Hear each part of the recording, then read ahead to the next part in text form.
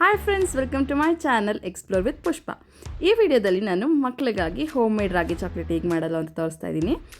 Chocolate ಮಾಡೋಕ್ಕೆ ನಾನು almonds chop ಮಾಡಿ ಇಟ್ಕೊಂಡಿದ್ದೀನಿ, ಕೊಕ್ಕೋ ಪೌಡರ್ ತೊಗೊಂಡಿದ್ದೀನಿ, ಬಟರ್ ತೊಗೋಬೇಕು, ಆ್ಯಂಡ್ ರಾಗಿ, ಆಲ್ಮಂಡ್ಸ್ ಮತ್ತು ಕ್ಯಾಶ್ಯೂ ತೊಗೊಂಡಿದ್ದೀನಿ, ಆ್ಯಂಡ್ ಜಾಗರಿ ಪೌಡರ್ ಕೂಡ ತೊಗೊಂಡಿದ್ದೀನಿ. ರಾಗಿನ ನಾನು ಸ್ವಲ್ಪ ಡ್ರೈ ರೋಸ್ಟ್ ಮಾಡ್ತಾಯಿದ್ದೀನಿ.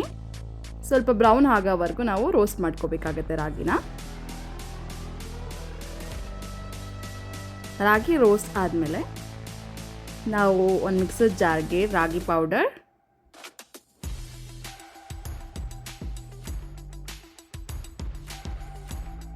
ಆ್ಯಂಡ್ ಜಾಗರಿ, ಆಲ್ಮಂಡ್ಸ್ ಮತ್ತು ಕ್ಯಾಶ್ಯೂ ತೊಗೊಂಡಿದ್ದೀನಿ. ಇದಕ್ಕೆ ನೀವು ವಾಲ್ನಟ್ಸ್, ಡೇಟ್ಸ್ ಎಲ್ಲ ಸೇರಿಸ್ಕೋಬೋದು. ಆ್ಯಂಡ್ ಫ್ಲೇವರ್ಗೋಸ್ಕರ ಕೊಕ್ಕೋ ಪೌಡರ್ ಕೂಡ ಆ್ಯಡ್ ಮಾಡ್ತಾಯಿದ್ದೀನಿ. ನಾನು ಸ್ಮಾಲ್ ಸ್ಪೂನ್ ತೊಗೊಳೋದ್ರಿಂದ 3 ಸ್ಪೂನ್ಸ್ ಆ್ಯಡ್ ಮಾಡ್ತಾಯಿದ್ದೀನಿ.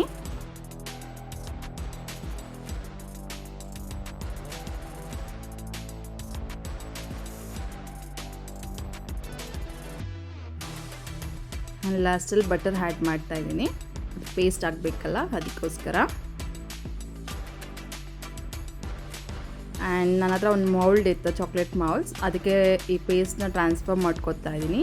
ಟ್ರಾನ್ಸ್ಫರ್ ಮಾಡೋಕ್ಕಿಂತ ಮುಂಚೆ ಸ್ವಲ್ಪ ಕ್ರಂಚಿಯಾಗಿ ಸಿಗಲಿ ಅಂತ ಆಲ್ಮಂಡ್ಸ್ ಚಾಪ್ ಮಾಡಿ ಇಟ್ಕೊಂಡಿದ್ನಲ್ಲ ಸ್ಟಾರ್ಟಿಂಗಲ್ಲಿ, ಅದನ್ನು ಆ್ಯಡ್ ಮಾಡ್ಕೊತಾ ಇದ್ದೀನಿ ಫಸ್ಟು.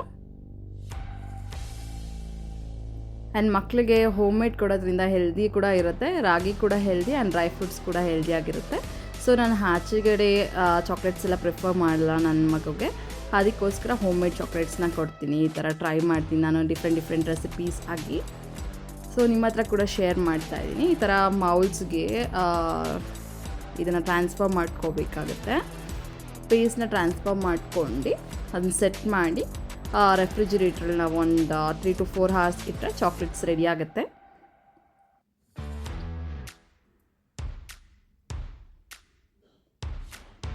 ಆ್ಯಂಡ್ ಇವಾಗ ನಾನು ಟ್ರಾನ್ಸ್ಫರ್ ಮಾಡಿ ಆಗಿದೆ ಮೌಲ್ಸ್ಗೆ. ಆ್ಯಂಡ್ 1-3-4 hours ಬಿಟ್ಟು ಆದಮೇಲೆ ನಾನು ನೋಡಿದ್ರೆ ಚಾಕ್ಲೇಟ್ಸ್ ರೆಡಿ ಆಗಿತ್ತು, ಯಮ್ಮಿ ಆಗಿತ್ತು. ನನ್ನ ಮಗ ಅಂತೂ ಎಂಜಾಯ್ ಮಾಡ್ಕೊಂಡು ತಿಂದ. ನೀವು ನಿಮ್ಮ ಮಕ್ಳಿಗೆ ಬೇಕಾದರೆ ಒಂದು ಸತಿ ಟ್ರೈ ಮಾಡಿ ನೋಡಿ, ಇಷ್ಟಪಟ್ಟು ತಿಂತಾರೆ ಮಕ್ಕಳು.